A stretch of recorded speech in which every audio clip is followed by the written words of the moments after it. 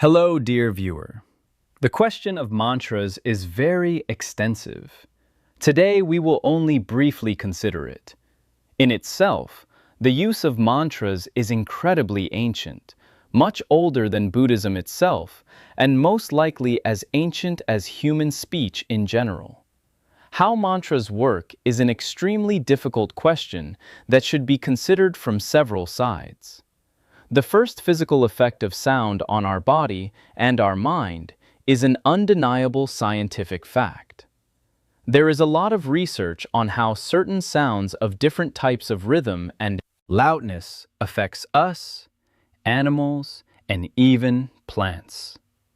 Many have heard about a school experiment on the effect of classical music on plant growth. To see the destructiveness of, for example, noise pollution, which is a problem in modern megacities, it is enough to open any medical study of this issue. The second semantic content of what we say or think about undoubtedly determines a lot, even if you repeat the phrase, "I hate everyone," to yourself regularly in your mind will react. It interprets the meaning in a corresponding negative way, and after it, the body reacts. Muscles will be more tense. Many processes in the body will change. Emotions and your whole state will change. Therefore, mantras as a technique aim to have a positive effect, including through meditation. Mantras can be very effective, for example, literally acting as an object of concentration. Stopping our constant habit, immerse yourself in the flow of thoughts, which is facilitated by their brevity and rhythm. Or mantras can help in analytical meditation. When we reflect on certain qualities, they can be used in meditation in many other ways. In the following videos, we will look at some of the most famous mantras, their meaning, and, in general, we will continue to explore this vast topic. The fourth symbolic meaning is sounds, shapes words, shapes colors, can carry not only direct semantic, but also symbolic content, intertwining between. We often don't think much about how much our lives are filled with images and meanings. You can hear the sounds I make using symbols. Interpret the meaning in your mind, and watch this video from a device completely covered with symbols, each of which is understandable to you. Often, so much so that it seems self-evident, and many of these symbols and meanings are extremely ancient. But if you imagine an imaginary alien for him, all these symbols would be absolutely, our minds are not clear. They are covered with signs and symbols of all meanings, and are often defined by this field. The fifth is what many call the fashionable generalized word mental energy. The very concept of mental energy is very interesting, extremely important, and surprisingly little studied, despite the fact that the term itself is constantly used, including in modern Western psychology. You can read an article about something in psychology to find a mention of energy without a detailed explanation of what it is. It would be worthwhile to consider this topic in detail, to measure this mental energy as they measure any other energy. As far as our technologies and studies allow, of course, and we will return to this issue in other videos. But even at the household level, we regularly use words applied to mental energy such as mental exhaustion, or conversely, an energetically strong person, the atmosphere of a place, and the sound of a musical concert, and so on. And if we talk at such a very vague but understandable level, mantras also have an energetic effect, including because of these considerations.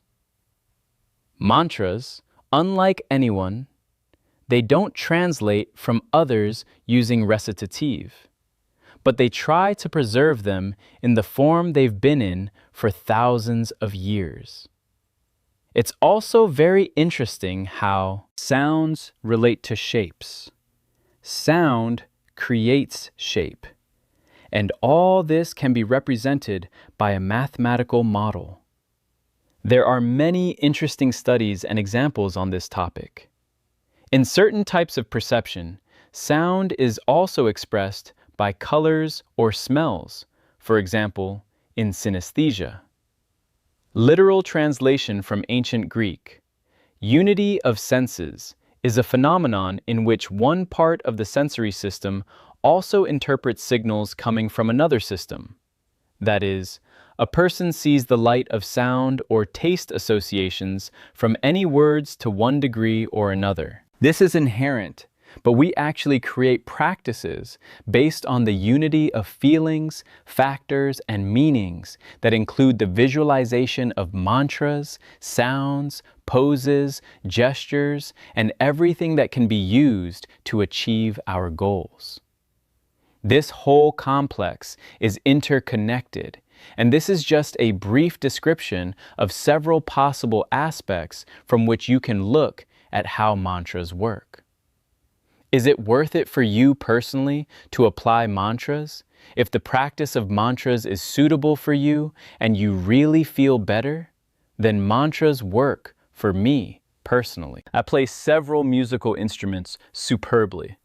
And with my personality type and method of perceiving mantras, this is wonderful. But it doesn't suit everyone. The reasons that mantras have a very strong effect on some people are because of these people themselves, and not because of the mantra itself. Interrelation does not mean causality. How to apply the first one correctly is important to understand what the mantra is about. Literally understand its translation. Every word of the mantra has a translation. Yes, some parts of the mantra, such as the Om sound, have no translation. It is exclusively sound. There is an opinion that all mantras do not have a translation. But most likely, it stems from the fact that it was difficult for illiterate peasants to explain the details and translations, and maybe to create an aura of mystery. But this is an incorrect approach in itself. Thoughtless utterance of sounds does not have a significant effect. It is only the fluctuation of the air. Sometimes it is claimed that even thoughtless repetition of mantras can work effectively.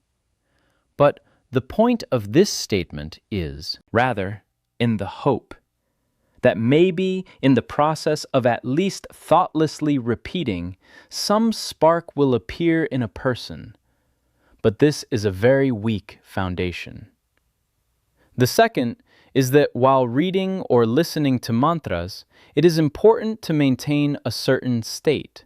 Since we are engaged in forming aspirations, maintaining a state of cultivating certain qualities, it is important that the sounds themselves sometimes combine mantras with visualization or physical images. But in any case, our condition is what we work with. It is important not to confuse the tool and the purpose when we dig the earth. We do not work with a shovel, but with the earth. Mantras are an additional technique. The Buddha himself did not teach the recitation of mantras. Although recitative and chanting were used in early Buddhism as a means of practice or reading poetry as a way to cultivate an understanding of certain qualities, mantras are really widespread in Mahayana Buddhism. Mantras are an additional method that is effective only if you work with mantra. It is worth remembering with your mind that the Buddha said, through the pollution of the mind, beings are polluted through the purification of the mind. Beings are cleansed. And if working with the mind and states is carried out, and the practice of reciting mantras suits you, then of course, mantras can have a very, very strong effect, to such an extent that for some people it is reading and chanting mantras that can become the main pra. Mantras can help you if they suit you, but it is important to apply the techniques correctly and not confuse the method and purpose. In conclusion, let's say one of the most famous and powerful mantras, Om Mani Padme Hum. This mantra is one of the most famous in Buddhism and has deep meaning. It symbolizes the path to enlightenment and compassion for all living beings. Om symbolizes the body and speech of the Buddha. Mani means jewel and symbolizes the methods of compassion and love. Padme means lotus and symbolizes wisdom. Hum symbolizes the inseparability of methods and wisdom. Repeating this mantra helps to calm the mind, develop compassion and wisdom. You can say it several times, focusing on its sounds, and let this mantra bring you inner peace and harmony. Write in the comments this Om Mani Padme Hum mantra. We will be glad to find out how it influenced you. If you liked this video, do not forget to like and subscribe to our channel so as not to miss new videos about mantra meditation and other useful practices. Thank you for your attention.